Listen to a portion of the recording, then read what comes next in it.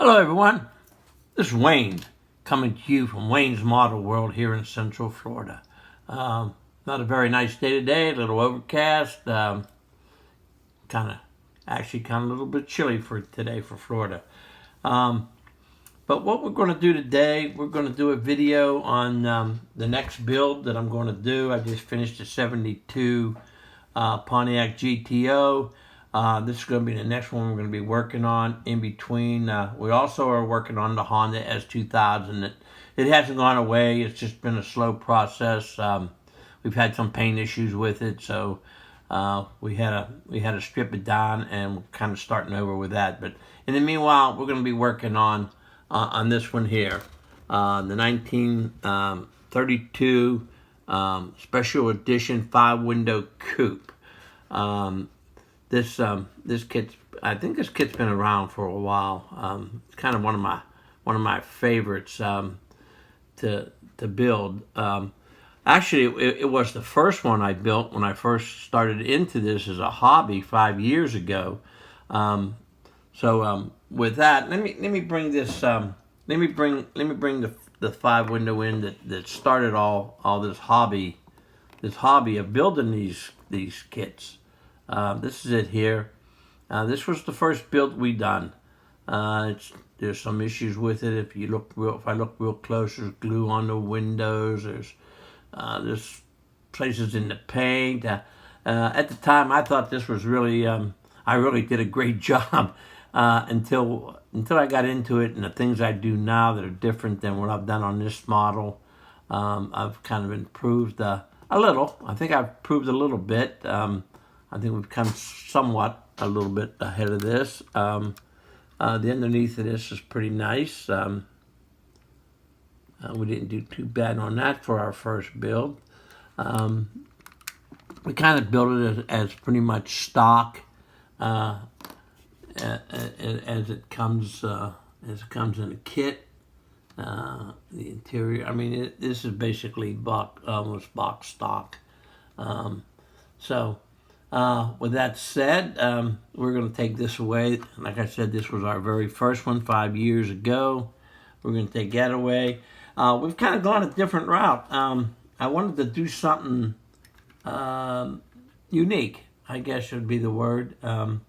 Something way out, strange. This is what we're doing. This is just a mock-up. I just have it mocked up right now. Basically, what we're doing, we're doing a chop and channel on it. The engine and the chassis are just about done. The body, of course, you can tell needs a long way to go yet. Needs some sanding done on it. Needs priming. This is still in a raw stage. But I just thought I'd just do a little preview on this, just to let everybody know what I'm doing. The tires, what I've been doing lately when I go to flea markets and places like that, I pick up old toys. Those wheels actually come off of a Camaro that I bought for 50 cents. What I did, I tore the car all apart, took off the wheels. It had some nice taillights in it. It had some features that I could use, some grill work I kept, and then I just throw the bodies away. I also picked up a couple trucks like that also that were still brand new in the package. I think I got them 2 trucks for $1. But I wanted the big wheels. I had this in mind. So when I spied that Camaro with the big wheels, I says, let me buy that. So basically underneath is pretty much done. To put the bigger tires on, of course, I had to move the rear end back some, so I had to make another dry shaft.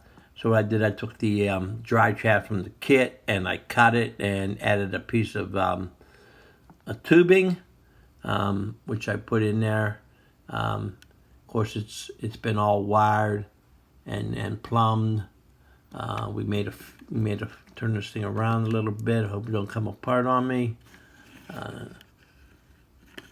Yeah, we made our own fuel pump down there. Get the oil filter down there, and so the engine and chassis are pretty much done. Of course, we made our spark plug covers there.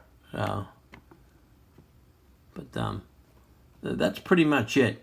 I imagine everybody out there has done one of these at some time where you chop the top, which of course comes into a play of not only chopping the top. I had to cut the radiator housing down. I had to take a good bit out of it. In fact, this is actually how much. This is how much I took out of that. So that's how much shorter I made it. Had to do the same thing with the grill.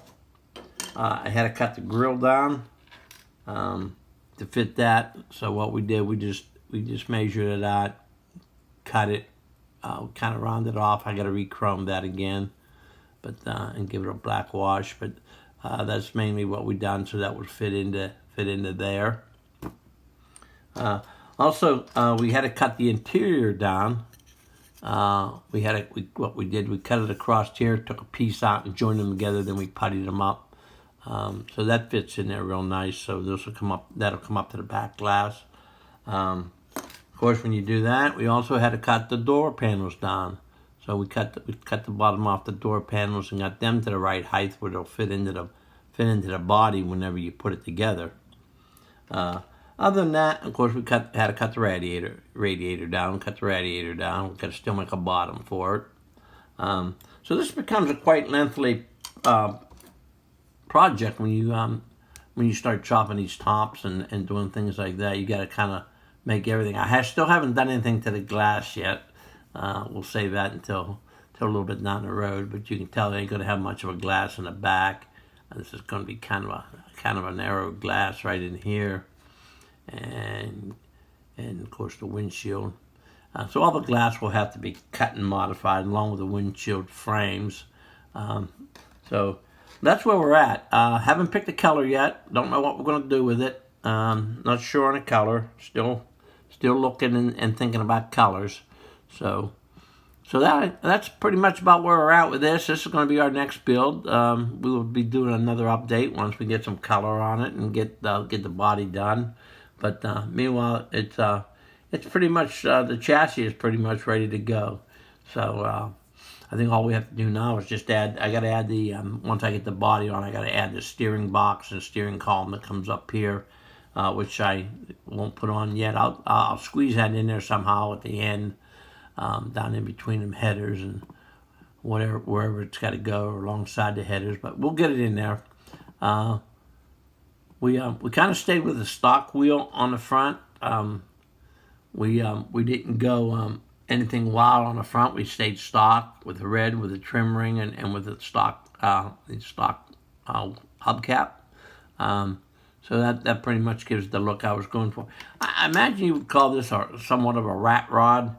I think that's what this would end up being categorized as, a rat rod. The other thing is we're not gonna put a dull finish paint job on it. Of course, it'll be a shiny paint. I like shine paint. I like shine, so that's what it'll be. So this is Wayne. Have a good one. Stay safe. Until the next time. Goodbye.